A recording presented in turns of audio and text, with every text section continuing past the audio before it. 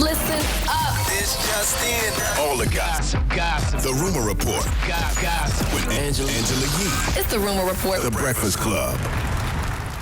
All right, well, Quinta Brunson was on Jimmy Kimmel Live, and, you know, she had just won an Emmy, and he was laying on the floor after a bit that he had done previously, and people were upset. Just silly. That it kind of ruined her moment. And so here is what happened. And by the way, Quinta Brunson had said afterward backstage at the Emmys that she was not bothered by it at all, that Jimmy Kimmel was a huge supporter of her in the show. So here is what she had to say while she was on the show and what Jimmy Kimmel had to say.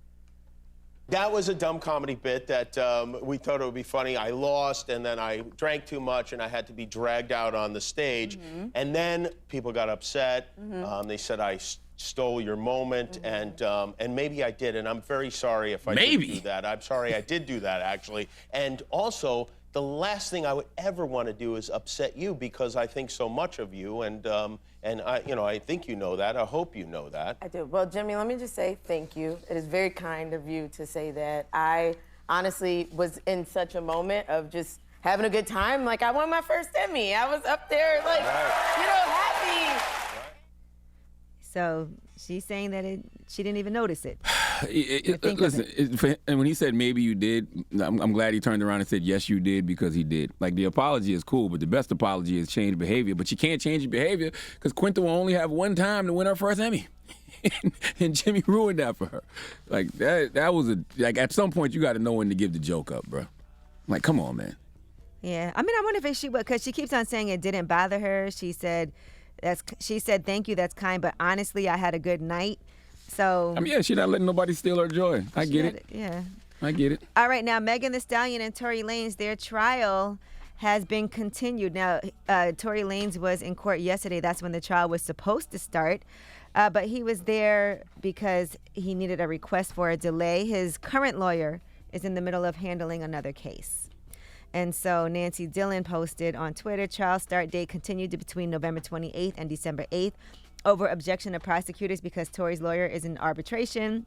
And then Kelsey Harris, who is Megan Thee Stallion's former best friend, according to Nancy Dillon, was leaving the courthouse after she was ordered to return December 9th as a witness called by prosecutors in Tory Lanez's felony assault case. She was in the SUV with Tory and Megan Thee Stallion. Prosecutor estimates jury selection will start December 5th. That's what they're calling her as a witness, I'm sure. Yeah, she's been subpoenaed because she was there. Mm-hmm. All right, now on behalf of who, though, I wonder? I mean, I don't know if it's on who it's on behalf of, but she was there, so I'm pretty sure she knew that she was going to have to testify. Mm-hmm.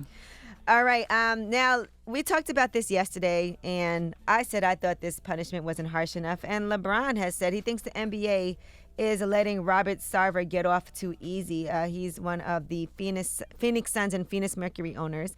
And he got a 1-year suspension and a $10 million fine from the NBA after a nearly year-long investigation into workplace misconduct and organizational deficiencies. So LeBron posted, read through the Sarver stories a few times now. I got to be honest, our league definitely got this wrong.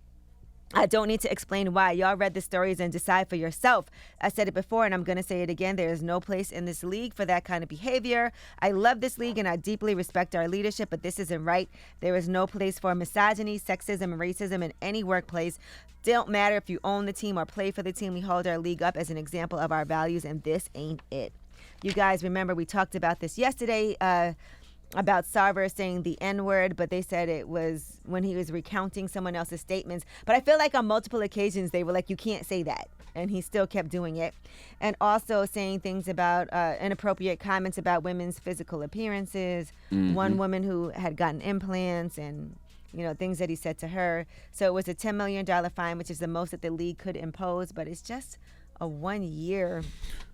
Yeah, I mean, in light of Donald Sterling having to sell, the Clippers, I can understand why Bron feels that way, and the combination of the sexism and the racism allegations. The racism one is kind of a gray area because he was quoting people allegedly, but I wonder if the punishment would have been harsher if we had audio. With Donald Sterling, there was audio. You know what I mean? That's true too. That's why I think he only got the 1 year and the $10 million. If there was still probably seems light though. Yeah, but also the misogyny and things that he said to women. But that's what I said. That was exhibited also. But that's what I said. It's the combination of the racism and the sexism. But I think it's because they don't have the audio of it. Correct. With Donald Sterling, you had the audio. The world heard it. Like the NBA had to really, really, really take a strong stance with that. Yeah. With this, it's just allegations. He said, she said. I think it's the audio. The lack of audio is the reason he didn't get a harsher punishment. I think. Mm-hmm.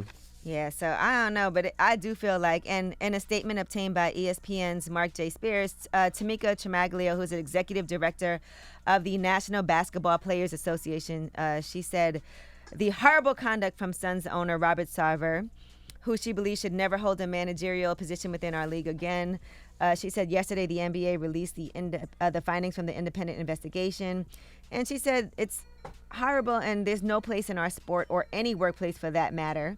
Additionally, the investigation confirmed that Mr. Sarver's deplorable behavior did not just come to light in November 2021. In fact, the report indicated Mr. Sarver's long history of inappropriate conduct, including racial and gender insensitivity, misogyny, and harassment, all issues that led to a toxic work environment for well over a decade. All right, well, that is your rumor report. All right, thank you, Miss Yee. Charlamagne, who you giving that donkey to? Oh, man, I want Florida Governor Ron DeSantis to come to the front of the congregation. We like to have a word with him. All right, we'll get to that next. It's The Breakfast Club. Good morning.